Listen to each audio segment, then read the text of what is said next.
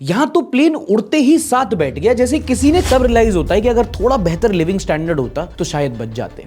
ये देख के समझ में आता है कि मीडिया को वल्चर क्यों कहते हैं। मरी हुई लाश को नोच के खा जाए ये लोग। मैं फिलहाल उतना ही बता पाऊंगा जितना मुझे पता है। अगर बिना जाने कुछ भी बोलने लग गया तो मुझ में और मीडिया में फर्क क्या रह गया। फिर तुम एज अ बिहारी इस बात पे ऑफेंस ले जाते हो तो लिट्टी मार के मुंह तोड़ दूंगा। जितना नॉर्थ ईस्ट में हुए इस क्राइम को कवरेज मिला उससे आधा अगर नॉर्थ ईस्ट को ही मिल जाता। कहने का मतलब जब सेंसस आए तो कास्ट कम जेंडर पे ज्यादा फोकस करना कि भाई अमेरिकन ड्रीम दरअसल अमेरिकन नाइटमेयर है। If you look at it, it's not concerning, it's scary.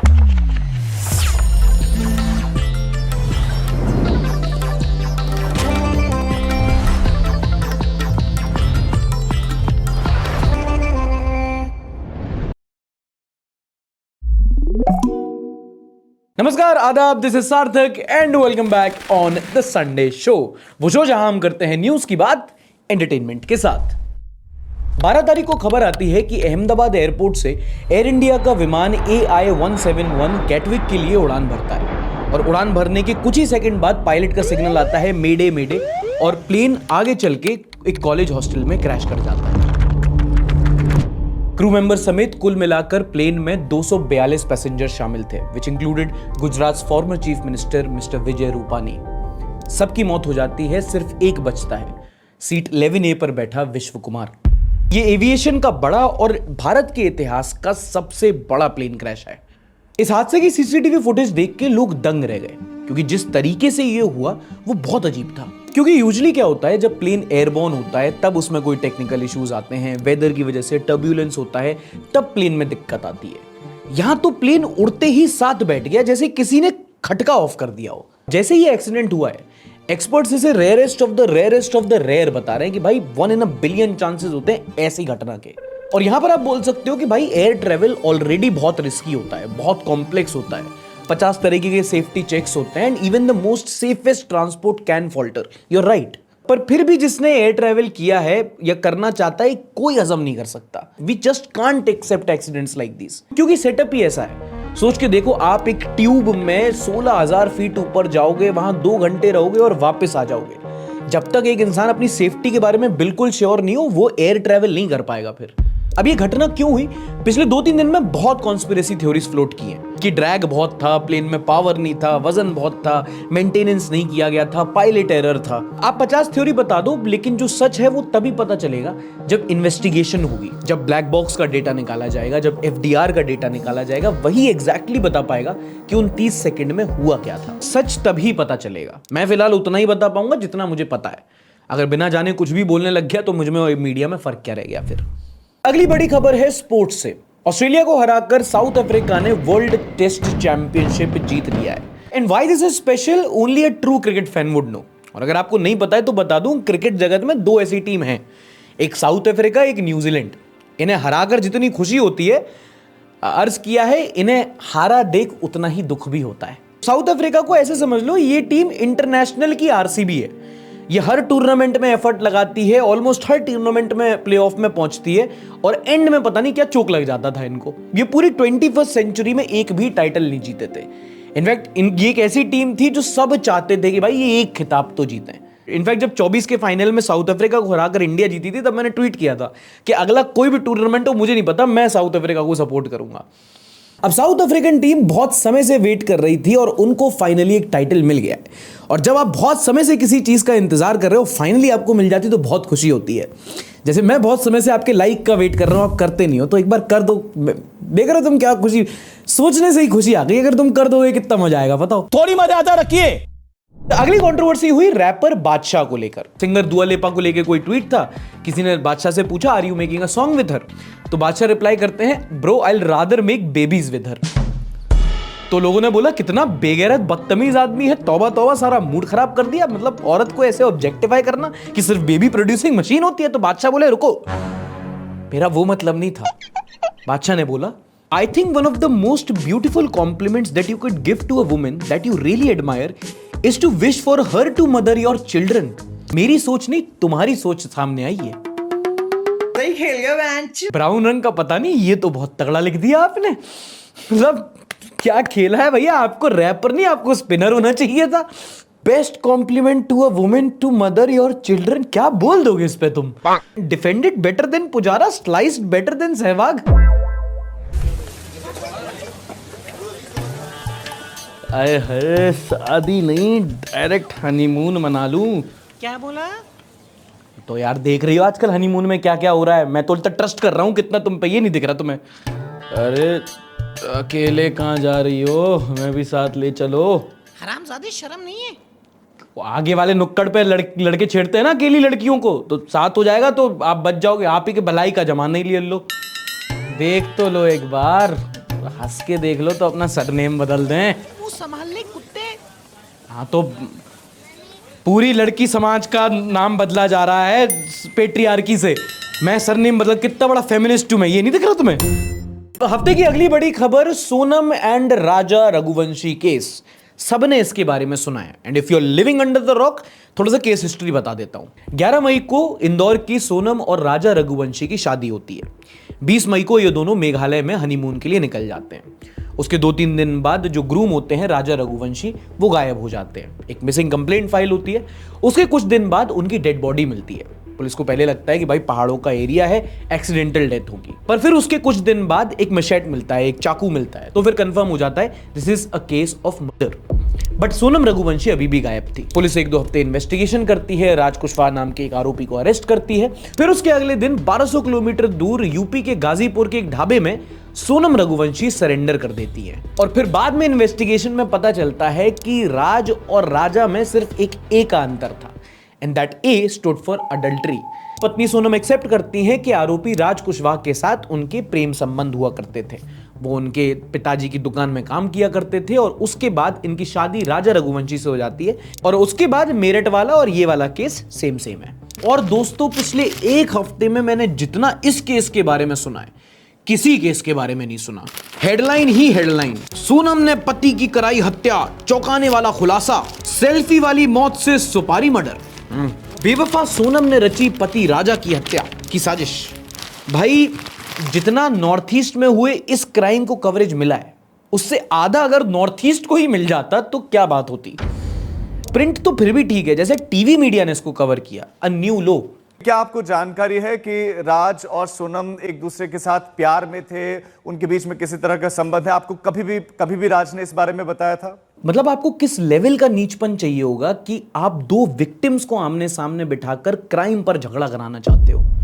आपको जानकारी थी राज कुशवाहा और सोनम के अफेयर को लेकर? अरे लाइटिंग हटाओ, मेरा जान घबरा रहा है भाई, क्यों मेरे पीछे पड़े हो जानबूझ के? ये देख के समझ में आता है कि मीडिया को वल्चर क्यों कहते हैं। मरी हुई लाश को नोच के खा जाए ये लोग। पर पता, मुझे लगता है कि पिछले एक हफ्ते में जो कुछ भी हुआ ना, more than the media tells you about the public. हमें बस एक टॉपिक चाहिए होता है खाल उधेड़ने को। फॉर एग्जाम्पल, तुम सोनम वाला केस ही देख लो, पूरा देश, पूरा मीडिया लगा था इस पे बात करने को। अगले दिन अहमदाबाद वाली घटना हुई, और फिर तुमने एक हेडलाइन भी देखी है इस केस पर। एंड मुझे लगता है कि at any given point in time लोगों को एक कोई टॉपिक, एक कोई कंट्रोवर्सी, एक कोई कलेश चाहिए ही होता है, जिस पर समाज के 4 अलग लोग बैठ के 4 अलग बातें कर सकें। In that sense public treats issues like relationships. आज जो है उस पर पूरा फोकस, उसकी छोटी बात भी बतंगड़ बनानी। जैसे ही कल दूसरी आई, इसको ऐसे साइडलाइन करेंगे जैसे बीजेपी में Advani. Okay, that right. Moving on to the next segment. अच्छा, आगे बढ़ने से पहले एक सवाल, क्या आप एक देशभक्त हैं? क्या आप एक नेशनलिस्ट हैं? क्या आप एक पेट्रियट हैं? ठीक है, तो प्रधानमंत्री मोदी इस हफ्ते देशवासियों के सामने आए और उन्होंने देशवासियों से, टैक्स पेयर से, अपने फॉलोअर्स से एक रिक्वेस्ट की है, एक अपील की है। मेरा ये चैनल सब्सक्राइब करें और मेरे हर अपडेट आपको मिले, इसके लिए बेल आइकन जरूर दबाइएगा। अब देखो, प्रधानमंत्री ने कुछ कहा है, मेरा फर्ज बनता है आपको बताना, और आपका फर्ज बनता है जो उन्होंने कहा है वो करना, है ना?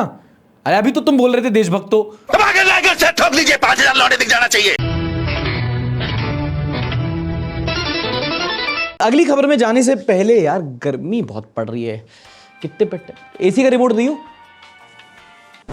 ये एसी का रिमोट है, म्यूट करके दिखाइए उसको। एसी का रिमोट दो। अच्छा, बहुत ही जल्द बदलाव आने वाला है एसी के रिमोट में नहीं, बल्कि इससे जो आप कर सकते हो उसमें। ये तो आप जानते हो कि एसी का मिनिमम टेम्परेचर 16 तक सेट होता है, मैक्सिमम 28, 30, 32 ऐसा कुछ। पर अब सरकार ने अनाउंस किया है कि एसी में जो टेम्परेचर सेटिंग्स होती हैं वो अब स्टैंडर्डाइज होने जा रही हैं। माने कि अब जो आने वाले एसी होंगे उनमें आप मैक्सिमम टेम्परेचर 28 और मिनिमम टेम्परेचर 20 डिग्री तक ही सेट कर पाओगे। अब आप पूछोगे ऐसा क्यों, इन्हें हमारे कंबल में कोड़ने से क्या दिक्कत है? इसके मेजरली 2-3 रीजंस हैं। एक तो कम टेम्परेचर पे एसी बिजली ज्यादा खाता है, और जब एक साथ बहुत सारे लोग एसी चलाते हैं तो ट्रांसफॉर्मर फूक जाता है। और इस लाइन से अगर तुम रिलेट नहीं किए ना भाई दोस्त, जलता हूं मैं तुमसे। हम शुद्ध गरीब हैं। और इसी एनर्जी लोड की प्रॉब्लम को काउंटर करने के लिए सरकार अब मैन्युफैक्चरिंग लेवल पर ही टेम्परेचर लिमिट कर रही है। और फिर जब लोड कम पड़ेगा, बिजली कम यूज होगी, तो सरकार का भी फायदा होगा और आपके यहाँ बिल कम आएगा तो आपका भी फायदा होगा, प्रोवाइडेड आपके यहाँ मीटर लगा हो, आपने कटिया नहीं डाली हो। कुछ लोग बोल रहे होंगे कटिया क्या होता है, मतलब आगे बढ़ते हैं ना। फन फैक्ट, ये सिर्फ रेसिडेंशियल और कमर्शियल एसीज नहीं, बल्कि जो गाड़ियों में एसी लगे हैं उसमें भी ये चेंज होने वाला है। और सरकार ने बोला है इससे बिजली की भी बचत होगी और क्लाइमेट चेंज से लड़ने में भी मदद मिलेगी। अब यार मैं यहां थोड़ा कंफ्यूज्ड हूं, मैं दुनिया भी बचाना चाहता हूं, पर यार 18 डिग्री में अगर कंबल में कुड़ने को ना मिले तो ऐसी दुनिया में जीने का क्या फायदा? धर्म संकट। मैं तो कहता हूं मत कीजिए टेम्परेचर चेंज, पिघल जाने दीजिए ग्लेशियर, ये साले डूब के मर जाएंगे। अगली खबर है रोड सेफ्टी को लेकर। देखो, बोला जाता है कि रोड पे अगर आप बाइक वगैरह चला रहे हो तो हेलमेट पहनना चाहिए, उससे सेफ रहते हैं। पर उसका भी कुछ खास फायदा नहीं है। खुदा ना खास्ता कभी कोई एक्सीडेंट हो और चालक ने हेलमेट पहना भी हो तो भी उसकी जान को खतरा हो सकता है। और ये कहना है सेंट्रल रोड रिसर्च इंस्टीट्यूट यानी कि CRRI का, जिन्होंने एक सर्वे में बताया है कि ऑलमोस्ट 70% हेलमेट जो पहने जा रहे हैं वो फेक होते हैं। देखो, अमूमन 3 तरह के हेलमेट होते हैं। एक तो फुल हेलमेट होता है, लेकिन फिर चश्मा पहनने वालों को दिक्कत होती है, तो दूसरा हाफ हेलमेट होता है, और फिर जो बाइक टैक्सी वाले यूज करते हैं कैप साइज हेलमेट। और ये तो सबको पता है कि हमारे यहाँ हेलमेट एक्सीडेंट से बचने के लिए नहीं, चालान से बचने के लिए पहना जाता है। ज्यादातर लोगों के लिए ये बस एक फॉर्मेलिटी है, और इसीलिए कोई भी वो सस्ते लो क्वालिटी के हेलमेट पहन के चलते हैं। मैं भाई एक बार रैपिडो पे बैठा, वो उसका हेलमेट हाथों से पिचक गया, पता नहीं क्या तरबूज से बनाया था उसने, क्या किया था। अब जो अच्छे हेलमेट आते हैं वो कुछ कंपनीज के होते हैं, महंगे आते हैं, इसलिए लोग उसको अवॉइड करने के लिए सस्ते हेलमेट कहीं से भी ले लेते हैं। और उससे खतरनाक बात यह है कि ये सस्ते फेक हेलमेट बेचने पे कोई ज्यादा रोक टोक नहीं है। इनफैक्ट जब रिसर्च इंस्टीट्यूट वालों से पूछा गया कि आप बता तो रहे हो फेक हेलमेट बिकते हैं, बट कहां बिक रहे हैं, तो वो बोलते हैं हर जगह भैया, हमारे ऑफिस के बाहर ही बिक रहे हैं। अब देखो, मेरा पर्सनली यहां मानना है कि अगर आप एक बाइक चलाते हो, आपका डेली का आना जाना है, तो थोड़े से पैसे एक्स्ट्रा लगा लो, पर अपनी सेफ्टी के लिए एक अच्छी क्वालिटी का हेलमेट लो। क्योंकि सस्ती क्वालिटी का हेलमेट अगर आप लगाओगे तो लेने के देने ही हो जाते हैं। अच्छी क्वालिटी का हेलमेट, उसमें मोटा लोहा यूज होता है, पैडिंग अच्छी होती है, अमूमन उसका वजन जो होता है वो 1.5 किलो से ज्यादा का होता है ना। एक मार्क भी होता है उस हेलमेट में, वो कौन सा मार्क होता है एक बार कमेंट सेक्शन में बताना। अच्छा लड़कियों, इस इंसान को देखो, अच्छा लग रहा है, इसी के लिए वीडियो लाइक कर दो। मेरी शक्ल तो पसंद नहीं आती तुम्हें, बट चिंता मत करो, तुम्हारी लीग के नहीं, तुम्हारे देश के भी बाहर है, और बहुत ही जल्द दुनिया के भी बाहर होने वाला है। इनका नाम है एस्ट्रोनॉट शुभांशु शुक्ला, जो बहुत ही जल्द बनने वाले हैं only the second Indian to go into the space after 40 years. बहुत ही जल्द एक्सियम 4 मिशन के तहत एक मैन्ड स्पेस फ्लाइट में इंटरनेशनल स्पेस स्टेशन जाने वाले हैं। और ये बड़ी बात इसलिए है क्योंकि ये इंडियन एस्ट्रोनॉट हैं, इंडियन ओरिजिन, अमेरिकन एस्ट्रोनॉट नहीं, इंडियन, देसी, शुद्ध देसी।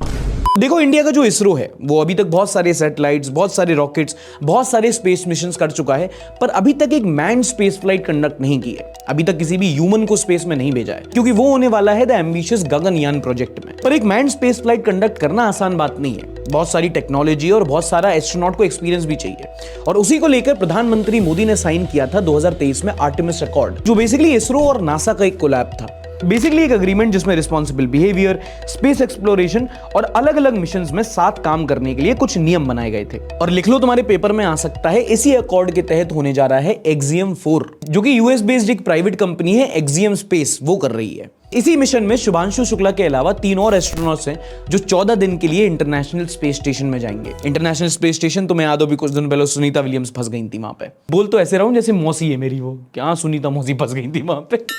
अब ये मिशन इंडिया के पर्सपेक्टिव से बहुत इंपॉर्टेंट है, क्योंकि इंडिया काफी टाइम से प्लान कर रहा है ताकि वो ह्यूमंस को स्पेस में भेज सके। एंड शुभांशु शुक्ला के एक्सपीरियंस से जो इंडिया की मैन्ड स्पेस फ्लाइट है, द एम्बिशियस गगनयान प्रोजेक्ट, इसमें बहुत हेल्प मिलेगी। अगली खबर है बिहार से, और जब भी बिहार से कोई खबर आती है चेहरे पे एक स्माइल आती है। मजा आएगा ना भिड़ो। लगता है कुछ मजेदार होगा, है ना? पर इस बार जो खबर है वो मजाक नहीं है। बहुत कम ऐसा होता है कि कोई न्यूज को मैं बहुत सीरियस समझता हूं। बिहार में इन दिनों कुछ बहुत गलत हो रहा है, जो सिर्फ बिहारियों को नहीं बल्कि पूरे देश को समझने की जरूरत है। और अगर तुम एज अ बिहारी इस बात पे ऑफेंस ले जाते हो तो लिट्टी मार के मुंह तोड़ दूंगा। अब समझो, एक चीज होती है सेक्स रेशियो, जो बेसिकली बताती है कि लड़का और लड़की का अनुपात क्या है ना? जैसे कि 1000:988, मतलब कि 1000 लड़कों पे 988 लड़कियां हैं। हाल ही में सरकार ने आंकड़ा दिया है और देश के सभी राज्यों का एक अपडेटेड सेक्स रेशियो बताया है, और इसमें पता चला है कि बिहार का सबसे खराब सेक्स रेशियो है एट 891। अब इंडिया में ज्यादातर ऐसा देखा जाता है कि हमेशा लड़कों की संख्या ज्यादा रहती है ना, और लड़कियों की कम होती है, तो 1000:900 समथिंग आता है। कुछ राज्य ऐसे भी हैं जैसे कि नागालैंड, जहां पे लड़कियों का नंबर ज्यादा है, तो 1002 समथिंग आ जाता है। पर अमूमन ज्यादातर राज्यों में लड़कियों का नंबर थोड़ा कम होता है। पर बिहार इकलौता ऐसा राज्य है जहां year on year sex ratio कम हो रहा है। जहां 2020 में 1000 लड़कों पर बिहार में 964 लड़कियां थी, अगले साल 2021 में वो सेक्स रेशियो कम होकर 908 आ गया, और 2022 आते आते 891। अब तुम देख रहे हो कितनी तेजी से डिक्लाइन कर रहा है, 891 पर 1000, और इसी को जब तुम करोड़ों से मल्टीप्लाई करते हो तो लड़कियों की संख्या बहुत कम हो जाती है। और उससे भी सीरियस बात यह है कि ये ऑफिशियल आंकड़े हैं। ये सबको पता है कि जो ऑफिशियल नंबर्स होते हैं वो थोड़े बेहतर दिखाए जाते हैं, पर अगर ऑफिशियल आंकड़े ही इतने कंसर्निंग है तो जो ग्राउंड रियलिटी है वो तो और खराब होगी। If you look at it, it's not concerning, it's scary. In fact sex ratio naturally इतना कम हो ही नहीं सकता। इसका मतलब यह है कि धरातल पे कुछ कुप्रथाएं, कुछ गलत काम हो सकते हैं जिन्हें अभी पकड़ना बहुत जरूरी है, which involve prenatal sex selection और इवन फीमेल फीटिसाइड, कन्या भ्रूण हत्या। अब ये आंकड़ा अभी आया है और इसी साल आने वाले टाइम में बिहार में इलेक्शंस होने हैं, तो आप ये मान सकते हो कि मैनिफेस्टो में वुमेन सेंट्रिक बहुत सारी स्कीम्स बताई जा सकती हैं, है ना, वो रेवड़ी दी जाएगी। पर ये जो ईयर ऑन ईयर डिक्लाइन का ट्रेंड है, ये बताता है कि प्रॉब्लम ग्राउंड पे बहुत बड़ी है और बढ़ती जा रही है, और अगर अभी कदम नहीं लिए गए तो डेमोग्राफिकली एक बहुत बड़ी प्रॉब्लम हो सकती है। कहने का मतलब, जब सेंसस आए तो कास्ट कम जेंडर पे ज्यादा फोकस करना। अब okay, speaking of year on year decline, अगली खबर के पहले ये बताओ, तुम्हारे घर में टीवी कौन सी है? डब्बे वाली? नहीं। सेट टॉप बॉक्स वाली? नहीं। या आजकल जो चलती है स्मार्ट टीवी वगैरह? पता नहीं। अगर नहीं भी है तो तुमने नोटिस किया होगा कि आजकल घरों में स्मार्ट टीवीज लगने लगे हैं, जिससे लोग इंटरनेट से ही अपना कंटेंट कंज्यूम कर रहे हैं। इनफैक्ट संडे शो को भी ज्यादातर लोग टीवी पे ही देखते हैं, और चाहे आप टीवी पे देख रहे हो, चाहे लैपटॉप पे, चाहे फोन पे, बस ऐसी बताना चाहूंगा नॉलेज के, लाइक तीनों जगह से किया जा सकता है। अब इससे हो क्या रहा है, क्योंकि लोग स्मार्ट टीवी पे ही अपना कंटेंट, अपने सीरियल, अपनी न्यूज देख लेते हैं, तो उनको सेट टॉप बॉक्स की जरूरत ही नहीं लगती, वो उसका कनेक्शन हटवा लेते हैं। हटवा रहे हैं लोग, पर कितने लोग हटवा दिए हैं? All India digital cable federation और अर्नस्ट एंड यंग ने पिछले हफ्ते एक रिपोर्ट निकाली, जिसमें उन्होंने बताया है कि 2024 में 4 करोड़ घरों ने अपने पे टीवी कनेक्शन को बंद कर दिया है, और हर साल जैसे जैसे टीवी इंटरनेट से जुड़ती जा रही है, वैसे वैसे केबल कनेक्शन कम होते जा रहे हैं। और ये चेंज इतनी तेजी से हो रहा है कि आने वाले कुछ सालों में हो सकता है कि केबल कनेक्शन खत्म ही हो जाए। 2018 में लगभग 15 करोड़ टीवी कनेक्शंस थे इंडिया में, और 2024 आते आते वो 1/3 कम हो चुके हैं, 4 करोड़ कनेक्शन हट गए हैं। बेसिकली लोग बोल रहे हैं इसको हटा डाला तो लाइफ झिंगा लाला। और इस इंडस्ट्री में चेंज इतनी तेजी से आ रहा है कि जो डिजिटल केबल फेडरेशन है, उन्होंने सरकार से मांग की है कि भाई आप कुछ करो, कुछ पॉलिसी चेंजेस लाओ, क्योंकि हमारा धंधा तो जा ही रहा है, आमदनी तो कम हो ही रही है। कितने सारे लोग हैं जो इस सेक्टर से जुड़े हुए हैं, उनकी नौकरी भी जा रही है। And if you are to ask me, I think ये होना ही है, इसको कोई नहीं रोक सकता। पुराने की छाती पर पैर रख के ही नया सिंहासन जमाता है, टेक्नोलॉजी का दस्तूर है ये। सिनेमा ने सर्कस खत्म कर दिया, ओटीटी सिनेमा को खत्म कर रहा है। पहले रेडियो चलता था, रेडियो को डीवीडी ने खत्म कर दिया, स्ट्रीमिंग ने डीवीडी को खत्म कर दिया, केबल टीवी ने भी बहुत कुछ खत्म किया, अब इंटरनेट केबल टीवी को खत्म कर रहा है। चलता रहता है, बदलते रहता है, उलट पुलट चलता है। Look, it's been a tough week for Indian travellers. ना प्लेन सेफ है और ना ही ट्रेन। अहमदाबाद क्रैश के पहले मुंबई से आई थी एक दिल दहला देने वाली खबर, जब लोकल ट्रेन से गिरकर 4 लोगों की जान चली गई थी। अब मुंबई की जो लोकल ट्रेन है उसका कैसा हाल रहता है वो आपने कई सारी पिक्चरों में देख लिया होगा। और रश आवर में दादर चेंबूर पहुंच जाओ, भीड़ में बहते हैं लोग। और ये जो 4 जाने गई हैं, पता कैसे गई? जहां एक्सीडेंट हुआ वो दरअसल वहां पर एक बहुत शार्प मोड़ आता है, यहाँ पे 2 ट्रैक्स काफी पास से गुजरते हैं। तो जो लोग लटके हुए थे ट्रेन में, जब 2 ट्रेन क्रॉस कर रही थी, वो आपस में टकरा गए, और जब टकराए तो वहीं गिरकर उनका देहांत हो गया। भाई इस हफ्ते 2 बड़े हादसे हुए, एक ट्रेन का, एक प्लेन का। ज्यादा बड़ा कौन सा था? Obviously plane. पर अगर आप पूछो कि ज्यादा दुखद कौन सा था, तो मुझे लगता है जो ट्रेन में हुआ वो, क्योंकि इसे प्रिवेंट किया जा सकता था। अंग्रेजी में कॉन्सेप्ट होता है जिसे कहते हैं डिग्निटी ऑफ लाइफ, और जब ऐसे भेड़ की तरह ट्रेन में भरे लोग या भगदड़ में भीड़ में दब जाते हैं या बिना खाने से भूख से मर जाते हैं, तब रियलाइज होता है कि अगर थोड़ा बेहतर लिविंग स्टैंडर्ड होता तो शायद बच जाते। गरीब मजदूर मजबूर थे इसलिए जान चली गई। वो 250 लोग जिनकी प्लेन क्रैश में जान गई, दुनिया उनके बारे में बात करेगी, हर जगह से उन पे संतावनाएं आएंगी, कॉम्पेंसेशन मिलेगा, एक इन्वेस्टिगेशन बैठेगी, लोग बात करेंगे, सेफ्टी स्टैंडर्ड्स इंप्रूव किए जाएंगे, बहुत सारी चीज़ें होंगी। पर जो हज़ारों लोग ट्रेन्स में ऐसे कट के दब के लटक के उनकी जान चली जाती है, उनकी कोई बात नहीं करेगा। और तब रियलाइज़ होता है, गलत कहूँ तो बताना, कि वैल्यू ऑफ लाइफ पैसे और समाज में ओहदे के हिसाब से देखी जाती है।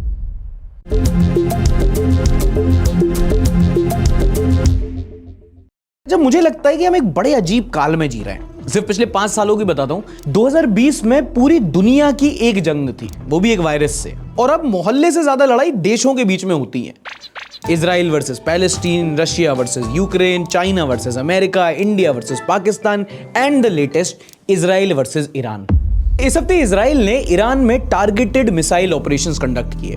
थोड़ा कॉन्टेक्स्ट दे देता हूं, ईरान इन दोनों अपना न्यूक्लियर प्रोग्राम डेवलप कर रहा है, और इसी को लेके इजराइल ने ईरान की न्यूक्लियर फैसिलिटीज टारगेट की और उनके कई सारे मिलिट्री ऑफिशियल्स और साइंटिस्ट को टारगेट करके मिसाइल से खत्म कर दिया। और जवाब में ईरान ने भी कई सारे ड्रोन्स और बैलिस्टिक मिसाइल से इजराइल को टारगेट किया, इनफैक्ट उनकी कैपिटल तेल अवीव को। इंटरनेशनल पॉलिटिक्स में मामला बहुत गंभीर है, क्योंकि अगर आप थोड़ी भी मिडिल ईस्ट की पॉलिटिक्स फॉलो करते हैं तो आपको पता होगा यहां रिस्क फैक्टर इंडिया और पाकिस्तान से भी ज्यादा है। But on a side note, कभी कभी मुझे इजराइल का समझ में नहीं आता। ये मुझे मतलब बड़ा पोपटलाल टाइप देश लगता है। मतलब Iran, Palestine, Jordan, always aggressive, ऊपर लड़ाई नीचे लड़ाई, और एक बार छाता तोड़ दो फिर तो 5 एपिसोड तक कलेश देखो इसके। मैं दुनिया हिला दूंगा। कुछ दिनों पहले Indian American entrepreneur Kunal Jain ने ये वीडियो शेयर की। वीडियो है न्यू जर्सी के न्यूयॉर्क एयरपोर्ट की, जहां पर अमेरिकन सिक्योरिटी फोर्सेस एक हरियाणवी स्टूडेंट को बाकायदा जमीन में गिरा के पीछे हाथ बांध के हथकड़ी लगा रहे हैं, जैसे कोई क्रिमिनल हो। लास्ट टाइम ऐसा सीन मैंने जाने तू या जाने ना में देखा था। टेररिस्ट हमारे कब्जे में है और वो म्याऊं म्याऊं कर रहा है सर। पर ये स्टूडेंट यहाँ पे म्याऊं म्याऊं नहीं, एट मैक्स मैं आऊं बोल रहा होगा, because according to reports he is an illegal immigrant in the United States. वो वहां पे बिना वीजा के पहुंच गया था। And this is not just one of case. Trump के आने के बाद अमेरिका में डिपोर्टेशन ड्राइव्स शुरू हो गए और जगह जगह इलीगल इमिग्रेंट्स पे क्रैकडाउन हो रहा है। And this is happening in accordance with the grab him by the movement. देश में करोड़ों की संख्या में घुसपैठिए घुसे हुए हैं। एक घुसपैठिए को निकालना चाहिए, नहीं निकालना चाहिए। पिछले हफ्ते अमेरिका के इमिग्रेशन एंड कस्टम इन्फोर्समेंट यानी कि आईसीई ने लॉस एंजलिस शहर में कई जगह रेड्स कंडक्ट की। ये इमिग्रेंट्स पे क्रैकडाउन कर रहे थे, वहां से विरोध हुए और फिर हालत इतनी बिगड़ गई कि कर्फ्यू लग गया। और ये एंटी इमिग्रेंट ड्राइव बिल्कुल वहां पे नेशनल इमरजेंसी की तरह ट्रीट किया जा रहा है। वहां के national security forces, national guards, marines deploy हुए हैं, because Donald Trump calls it the largest deportation operation in the history of our country. And that is in the spotlight this week.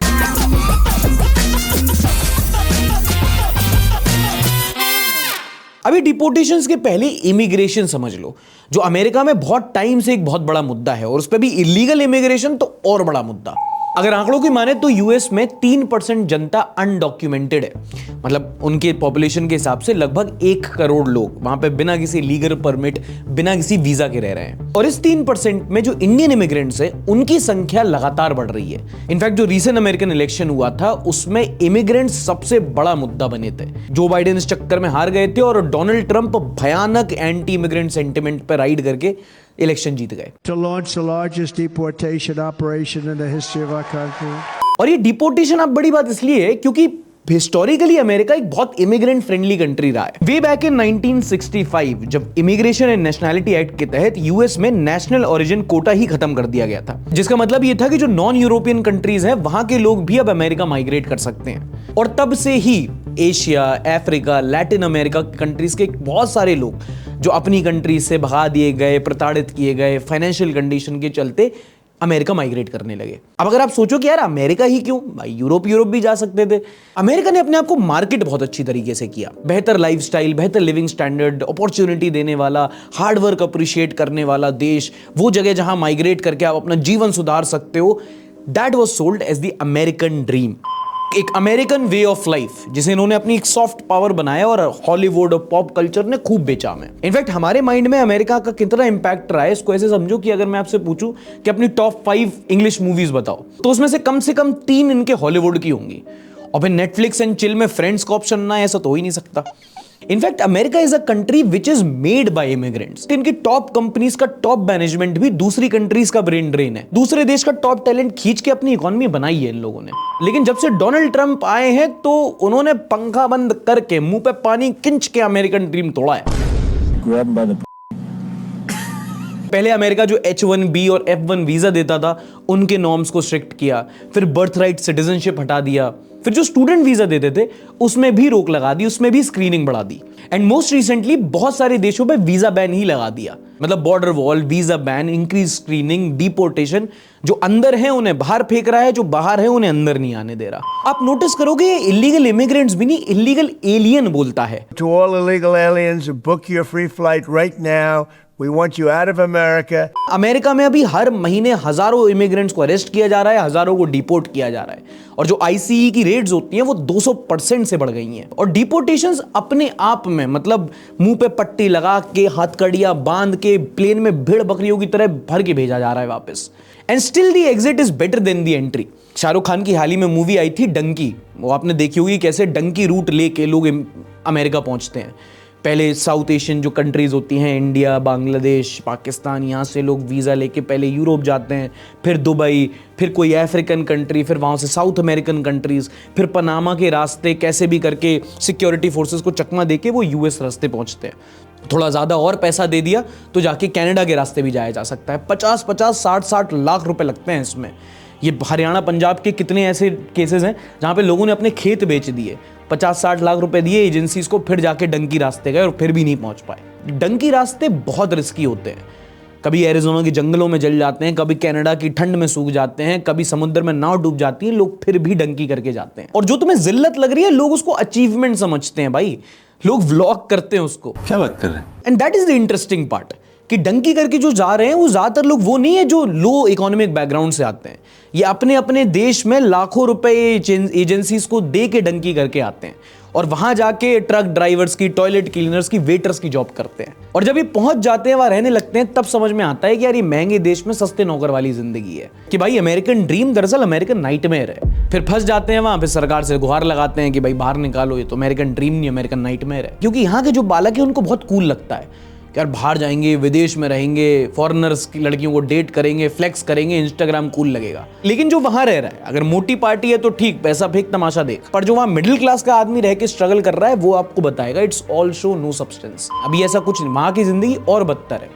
ये वो सारे देश हैं जिन्हें जब अपनी इकोनॉमी ग्रो करनी थी, जब इन्हें लेबर चाहिए था, तब तो इन्होंने खूब इमिग्रेंट्स अपनाए, इनफैक्ट बुलाया उनको, और जब इनकी इकोनॉमी ग्रो कर गई तो इन्होंने अपने बॉर्डर्स क्लोज कर दिए। अब बोल रहे हैं अपना काम बनता, भाड़ में जाए जनता।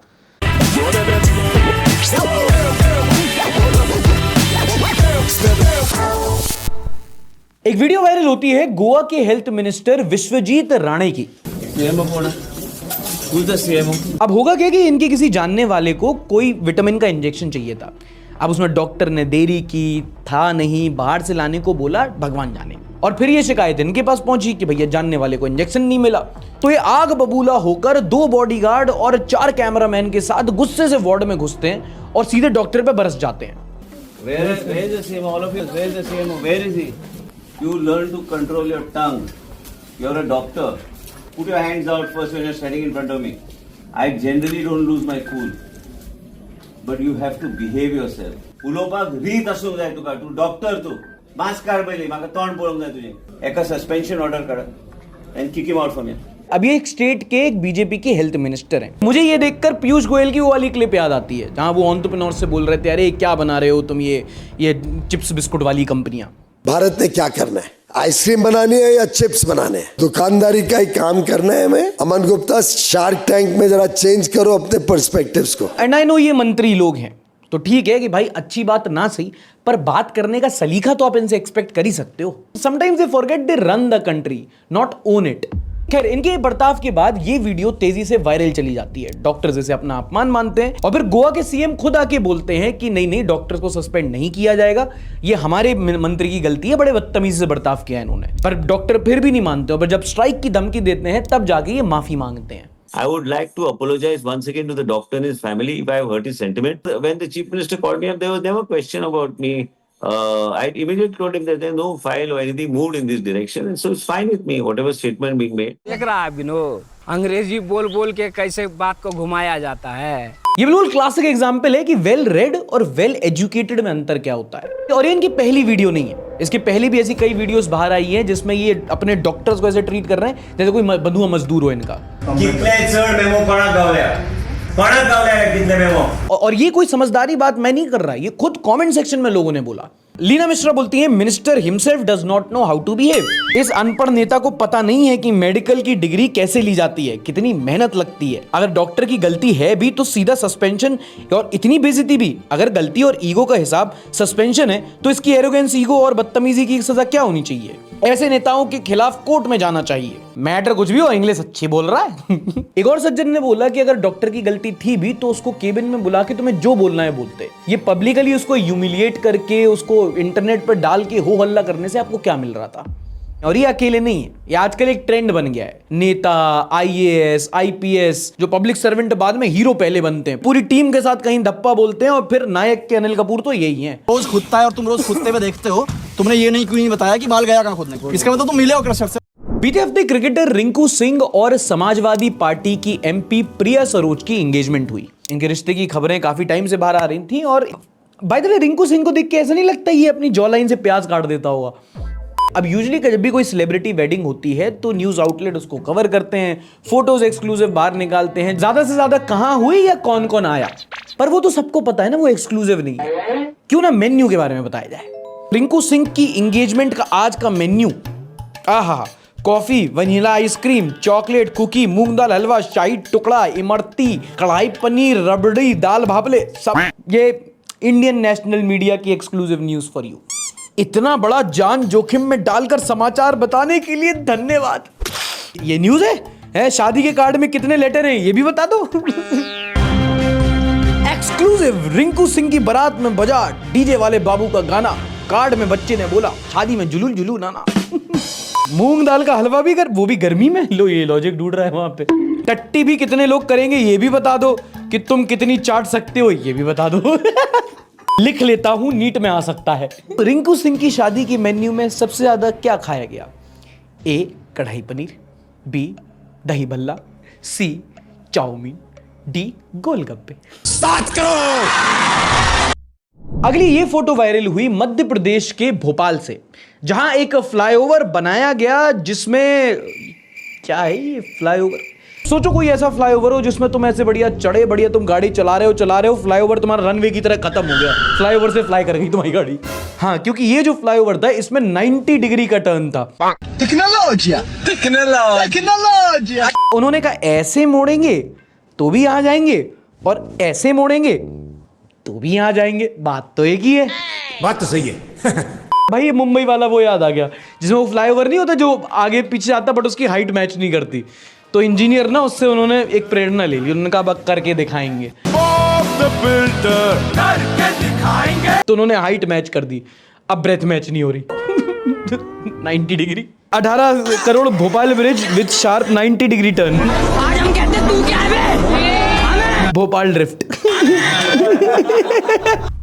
एक और वीडियो वायरल हुई जहां लप्पू सचिन बियर बांट रहा था। अबे ये नहीं, मतलब राजस्थान का एक इन्फ्लुएंसर है सचिन सिंह AKA लप्पू सचिन। निर्जला एकादशी के दिन जब आप अगर कहीं जाओ ना सड़क पे तो जगह जगह लोग स्टॉल लगा के पानी शरबत वगैरह बांटते हैं, लोगों को रिफ्रेशमेंट देते हैं, उनका कुछ नया करते हैं। यूट्यूबर है, जैसे शरबत मिलाएंगे तो लाइक्स तो मिलेंगे नहीं, कुछ और बांटते हैं। तो ये भाई साहब लोगों को बियर बांट रहे थे। वाह क्या सीन है, वाह क्या सीन है। अच्छी बात यह है कि इसको लाइक और व्यू मिल गए। खराब बात यह है उसमें से एक पुलिस का भी था। अबे एकादशी के दिन तुम बियर क्यों बांट रहे थे? वो त्योहार का दिन है, चुनाव नहीं। बाद में ये अरेस्ट हो गए और फिर इनकी ये वाली वीडियो सामने आई। एकादशी निर्जला को अपने एक वीडियो बनाई थी जिसके अंदर हमने लोगों को शराब बांटी थी। धार्मिक भावनाओं को ठेस पहुंचा है, उससे हम हाथ जोड़ के माफी मांगते हैं। हमारा ये कोई उद्देश्य नहीं था। देख के ऐसा नहीं लग रही है अभी तक ये लोग हैंगओवर में हैं।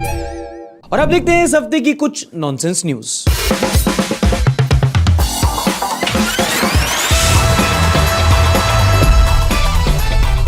ये हैं बरेली के जीएसटी इंस्पेक्टर जो इस हफ्ते खुद ही अरेस्ट हो गए, और वो इसलिए क्योंकि इनकी वर्दी असली थी पर नौकरी नकली।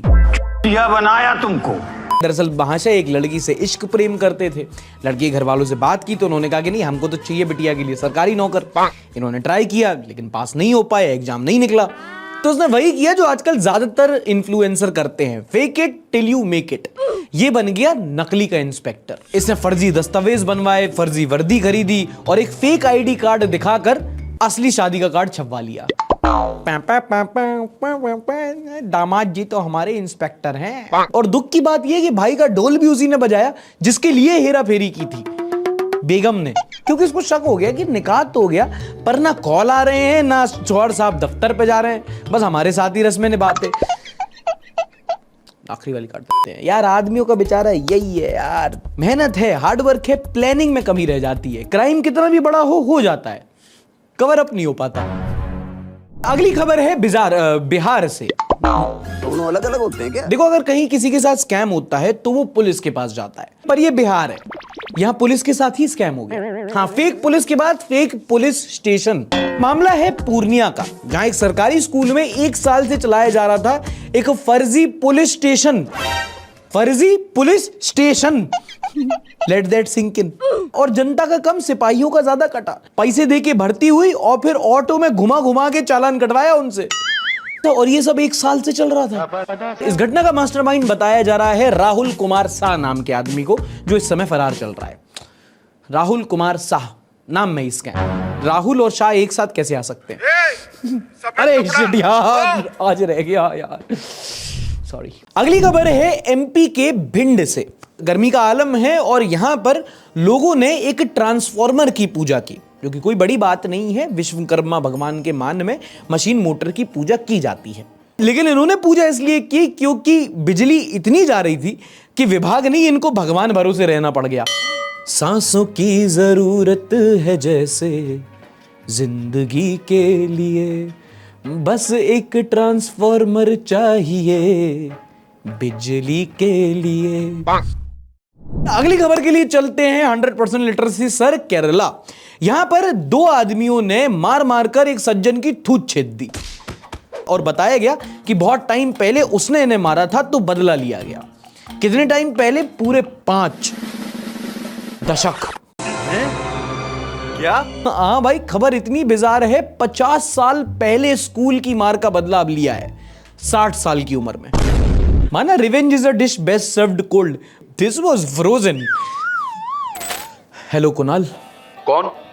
कौन नहीं, क्यों तुमने मुझे बर्बाद किया? क्यों तुमने मुझे धोखा दिया? आज भी यह सवाल मेरे कानों में गूंजता है और उसका जवाब तुम्हें देना होगा। मैं तुमसे पाई पाई का हिसाब लूंगा, तिनका तिनका करके तुमसे सब कुछ छीन लूंगा, बर्बाद कर दूंगा तुम्हें। एलकेजी में मेरी सेंट वाली रबर चुराई थी इसने। भाई कभी कभी छोटी छोटी बात पे लोग बुरा मान जाते हैं और फिर तुम भूल जाते हो, लोग वो जाके बहुत टाइम बाद बदला लेते हैं। तो कभी कोई छोटी रिक्वेस्ट करे मान जाया करो, क्यों दुश्मनी पालनी। अगर मान लो कोई कह रहा है आपसे कि भाई यहाँ थोड़ा सा हेल्प कर दो, थोड़ी सी लाइक कर दो वीडियो, तो अगर कुछ नहीं जा रहा है तो कर देना चाहिए। सामने वाला आदमी मतलब ना फिर दिल में बिठा लेता है उसको, बाद तुम्हारा नुकसान हो जाएगा, समझ लो। पहली पॉजिटिव खबर है दिल्ली यूनिवर्सिटी से। नहीं, किसी ने गोबर नहीं फेंका है कहीं पे, पर यहां अब आशिकी सिस्टमैटिक तरीके से कराने की तैयारी है। अगर तुम सोच रहे हो कोई कॉलेज बेस्ड डेटिंग ऐप, तो नहीं भाई, पूरा कोर्स साइकोलॉजी में कोर्स सिखाया जाएगा। इसका नाम है negotiating intimate relationship. And trust me, this is not just a formal way of saying sex education. ये बेसिकली स्टूडेंट्स को love, breaking, intimacy, relationship, breakup, red flags, green flags, ये सब चीजों के बारे में एजुकेट करेगा। अपना सही पार्टनर क्या होता है, किसी को सही तरीके से अप्रोच कैसे किया जाए, ये सब। इसके अलावा terms like benching, ghosting, bread crumbing, ये सब क्यों है? क्या कोर्स में? नहीं कोर्स में नहीं, मैं पूछ रहा हूँ ये जिंदगी में ही क्यों है, ये क्या मतलब होता है सब कुछ चीज का, ये सब बेंचिंग का मतलब क्या है भाई? एक को बिठा के रखेंगे ताकि दूसरे को चला के रखें, मतलब क्या चल रहा है ये सब? शांत शांत हो जा मेरे बच्चे, शांत हो जा। नाउ क्विकली एक फाइनेंस न्यूज, आरबीआई ने रेपो रेट को 50 बेसिस पॉइंट से कम कर दिया है। रेपो रेट तो मैं नहीं पता, तो आरबीआई जो सेंट्रल बैंक होती है ना, वो जिस ब्याज दर पे बाकी बैंक्स को लोन देती है उसको कहते हैं रेपो रेट। और अगर रेपो रेट कम होता है इसका मतलब जो बैंक्स होते हैं वो अब तुमको भी कम इंटरेस्ट रेट पे लोन देंगे। बेसिकली तुम्हारे home loan, car loan, education loan, इन सब के इंटरेस्ट रेट अब कम हो जाएंगे। अब इंटरेस्ट रेट कम होंगे तो ज्यादा लोग लोन ले पाएंगे, लोन होगा तो पैसा आएगा तो लिक्विडिटी बढ़ेगा, खर्चा, कंज्यूमर स्पेंडिंग बढ़ेगा। सरकार यूजुअली रेपो रेट कम करती है मार्केट को थोड़ा बूस्ट करने के लिए, थोड़ी कंज्यूमर स्पेंडिंग बढ़ाने के लिए। अच्छा ये भगवान क्या जुल्म है। में क्या जोड़ा कि 17? नो। नमस्ते माँ जी। नमस्ते बेटा, चाय पी ले। मेरी चाय आ रही होगी है ना? ये तेरी अकल खराब है, मैं तो टोकी तो रही, तू तो सच में मेरी छाती पे बैठ गई, टकट टकट देख रही है। पहली बार पूछा होगा किसी ने, पहली बार पूछा होगा किसी ने। क्या मतलब नाश्ता करके जाना इज़न्ट रियल? ये है असली कंटेंट। कोई है पानी तो पहले ऑफर ही कर दो, और फिर चाय का पूछ लो कि चाय पियेंगे, और उसमें ऐसा तुम्हारे चेहरे पे एक्सप्रेशन होना चाहिए कि अगर हाँ मत बोल देना हरामजादे, वरना लेके आनी पड़ेगी बिस्कुट। मम्मियाँ भेजती हैं पीछे से, पीछे वाले गेट से, जा 10 रुपए का, जा गुड डे ले आएग। गुरुजी प्लीज हेजिटेट। भाई ये आदमी इतना ज्यादा रेगुलर कैसे है? पता नहीं क्यों गुरुजी। 50 रिश्ते किस मांगलिक के कारण कट गए? मांगलिक तो 4 कट गए, बाकी सब ऐसे कह रहे हैं कि हमको अच्छा नहीं है, लड़की छोटी सावली है। अरे थोड़ा ज्यादा मेकअप कर दिया करो। Insensitive but practical.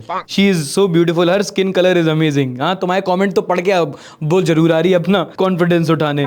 मैं 2 तरीके की चीजें देख रहा हूँ, एक जो लोग कह रहे हैं इट इज नॉट फनी, और दूसरे कमेंट पे लोग की। That's basically internet for you guys. What बिजली विभाग thinks people do after they cut the power for 4 hours in 40 degree चुभती गर्मी। भाई अभी मैं अपने घर पे गया, घर वाले बता रहे हैं कि 3 दिन तक लाइट नहीं आई पूरी। जो मोहल्ले वाले हैं बाहर हैंडपंप के पास जाके वहीं जाके नहा के बैठ गए हैं। कुछ लोग हैं जो पास वाले एटीएम में चले गए हैं, वो एटीएम में सो रहे हैं क्योंकि वहां एसी चलता है। वहां मुझे समझ में आया कि लाइट इतनी जरूरी होती है कि अगर तुम्हारे घर पे 3 दिन लाइट ना रहे तो क्या क्या नहीं भाई। तो गर्मी तो लीस्ट ऑफ कंसर्न है। मोटर नहीं चलता तो टंकी नहीं होती, तो पानी नहीं आता, कपड़े नहीं धुलते, खाना नहीं बनता, भाई क्या क्या नहीं हो पाता यार। मतलब दिन छोड़ो रात को करते हैं यार। सबसे गंदी फीलिंग होती है जब तुम रात को बढ़िया आराम से कूलर एसी तुम्हारा चल रहा हो, पंखा चल रहा हो, तुम सो, और बीच रात को तुम्हारी आंखें खोले, पसीने में तरबतर, पता चल रहा है 2 घंटे से लाइट नहीं आ रही। भाई बहुत गंदी फीलिंग होती है, वो इतनी गुस्सा आती है, निकाल भी नहीं सकते किसी पे। दैट वन एम्प्लॉय, कितना मेहनती एम्प्लॉय है यार, क्या बढ़िया पिच डेक बनाया है, एक एक डेटा इतने तरीके से प्रेजेंट किया हुआ है। ना इस बंदे ने सैटरडे छुट्टी ली, ना संडे छुट्टी ली, रात रात भर जाग कर ये डेक बनाया, 24 घंटे इस पे काम किया। बताओ ऐसे एम्प्लॉय को तो कम से कम 1 हफ्ते के लिए मुझे छुट्टी पे शांति रखेगा थोड़े। अबे इसी का एडिट रिव्यू चलेगा ना, तभी ऐसे ही होता है। कभी कभी खुद को चीयर लीडर बनना पड़ता है। बात तो सही है। When the work doesn't speak for itself, someone has to। घर में बुआ के बच्चे आ गए।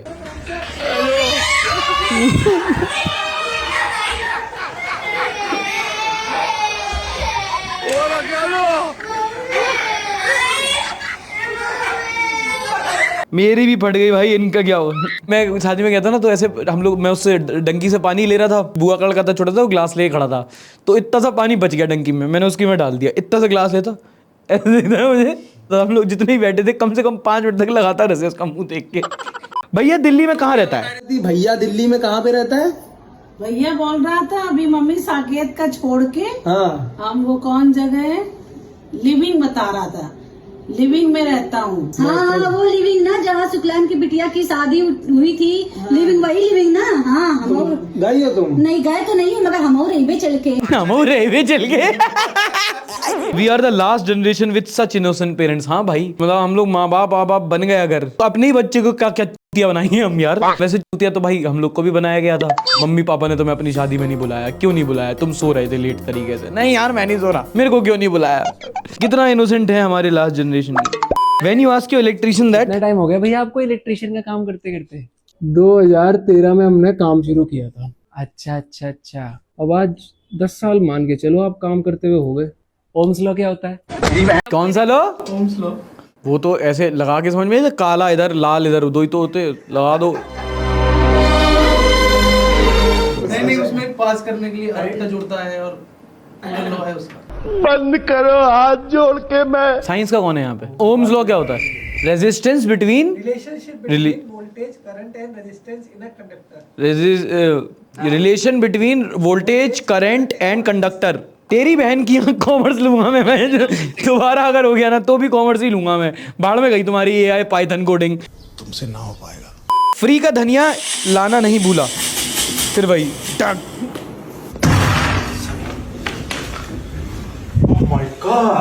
पता है ब्लिंकिट में धनिया कैसे आता है? किसी ने कमेंट किया, किसी ने ट्वीट किया कि यार हम लोग जाते हैं मार्केट, हमको धनिया फ्री में मिल जाता है, हम ब्लिंकिट से इतनी सब्जियां ऑर्डर करते हैं, हमें धनिया क्यों नहीं मिलता? तो ब्लिंकिट का जो मार्केटिंग वाला होता है तो कहता है अच्छा है, तो अब तुम कुछ भी ऑर्डर करोगे अगर 100-150 का आता है तो ब्लिंकिट वाले धनिया ऐड कर देते हैं।